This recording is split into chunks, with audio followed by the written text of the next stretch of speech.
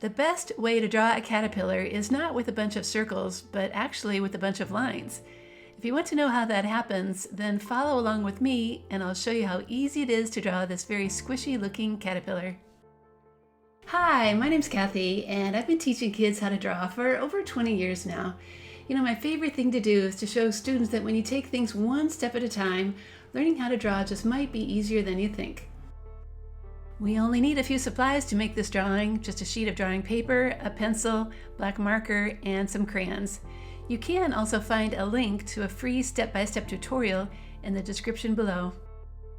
I do like to work with center pencil guidelines on my paper. They're also on all the tutorials I make too. Another option is to fold your paper in half in both directions to make some creased lines to follow. Let's begin by planning the spine of our caterpillar so it fills the whole paper. I'm going to make 3 dots and then place my pencil on the top one and lightly draw a nice curve down to the left, and then go back up to the top and draw a nice curve down to the right. Don't press too hard. We're going to erase this line in a minute or two. Now for those lines that I was talking about, think of this like a train track, and starting at the top, draw one line across your spine, and then another, and another, and another one that is a little bit shorter than the others, so that makes 4 total. Then go back up to the top and do the same thing on the right side, spacing these lines out about the same, and tilting them as you go around that curve, with one last one on the end on the right. I have 4 here too. Now comes the fun part, connecting all those lines. Start at the top and kind of jump up and down from point to point, making a nice big curve until you reach the end. When one side is done, then do the same on the other side. Remember, the fatter your curves are, the fatter your caterpillar will look. The same thing happens underneath, just in the opposite direction. Begin in the middle, jump down and up from point to point, and then do the same on the other side, which is going to have some bigger spaces, and continue until you reach the end.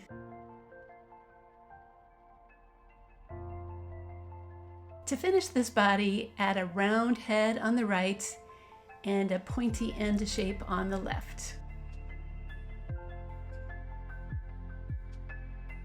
Okay, now that spine line needs to go away so we can add some details inside. Erase it as best you can so we can see that body a little better. Let's finish that face now with 2 circles for the eyes, which could be sticking out like this, and I'm adding circles inside them too. All that head needs now is a mouth and 2 curved antenna shapes on top of its head. The feet are pretty simple, just some round U-shapes that go underneath each of its body sections, like this. I'm going to add circles in the middle of each section of my caterpillar, but you could certainly do something else. Stripes might be kind of fun to work with too. Caterpillars certainly come with many different designs on them. Now let's draw our ground line and make it a little hilly so our caterpillar is touching it with just a few of its feet. Alright, that's it. Our caterpillar drawing is done. So it's time to get out that black marker and start tracing all those lines so we can see them really well. When the tracing is done, it's a good time to get that eraser out and get rid of any extra pencil lines so we have a nice clean drawing. Now it's coloring time, and I'm going to begin with a light green for the body and the feet, and some bright orange for those circles. Now this is optional, but if you want, you can add some shading to the outer edges of your caterpillar. I'm going to use a darker shade of green to kind of go around those lines and around the outside edges too. It does take a little bit of patience to kind of lightly go over those edges, but it can look pretty cool when you're done. My ground is going to be colored a dark brown, so it has some contrast from that body.